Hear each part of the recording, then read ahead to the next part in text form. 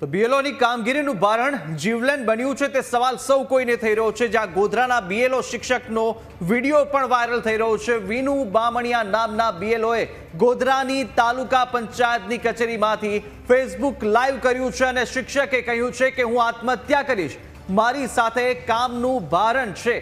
વધુ એક વિડીયો સામે આવ્યો છે શિક્ષકનો અને શિક્ષકે કહ્યું કે બીએલઓની કામગીરી સાથે તેઓ જોડાયેલા છે અને બીએલઓની કામગીરી દરમિયાન કામનું ભારણ વધી રહ્યું છે અને હું મરવા માટે મજબૂર થઈ રહ્યો છું, આત્મહત્યા કરીશ તેવું શિક્ષકે ફેસબુક લાઈવ કરી અને જણાવ્યું છે।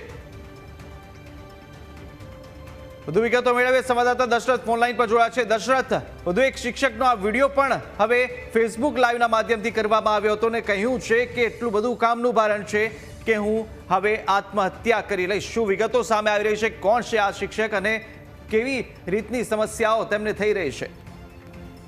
જી કુશાગ્ર, જે રીતના રાજ્યમાંથી જે બીએલઓની કામગીરીને લઈને કેટલાક બનાવો બની ચૂક્યા છે, ત્યારે વધુ એક વિડીયો વાયરલ થયો છે પંચમહાલમાંથી અને જે વિનુ બામણિયા નામના શિક્ષકે વિડીયો ફેસબુક લાઈવ કર્યો છે અને તેમાં તેઓએ પોતાના પર જે 24 કલાકની અંદર જે કામ કરવાની કામગીરીને લઈ સતત ભારણને લઈને તેઓ ત્રસ્ત થઈ ગયા છે અને હાલ તેઓ બીએલઓની કામગીરીમાંથી તેમને રાહત મળે તે માટે તેઓ આત્મહત્યા કરવાનો પ્રયાસ કરવા માટે જિલ્લા પંચાયત પહોંચ્યા હતા।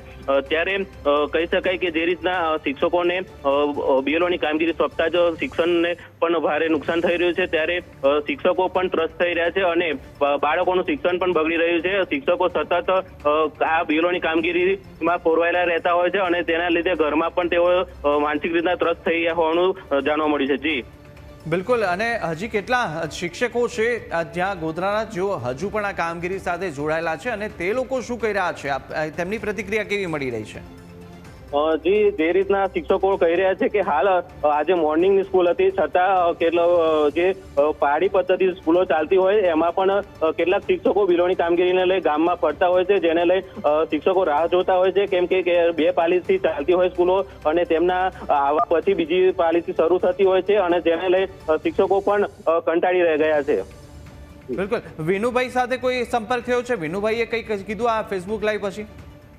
ના, હાલ હજુ સુધી તેમનો સંપર્ક થઈ શક્યો નથી, પરંતુ જ્યારે પણ એમના સાથે સંપર્ક થશે તો ચોક્કસથી આપણે તેમની પાસેથી માહિતી મેળવશું કે તેઓ હાલ કેવી પ્રકારની વ્યથા વ્યક્ત કરી રહ્યા છે।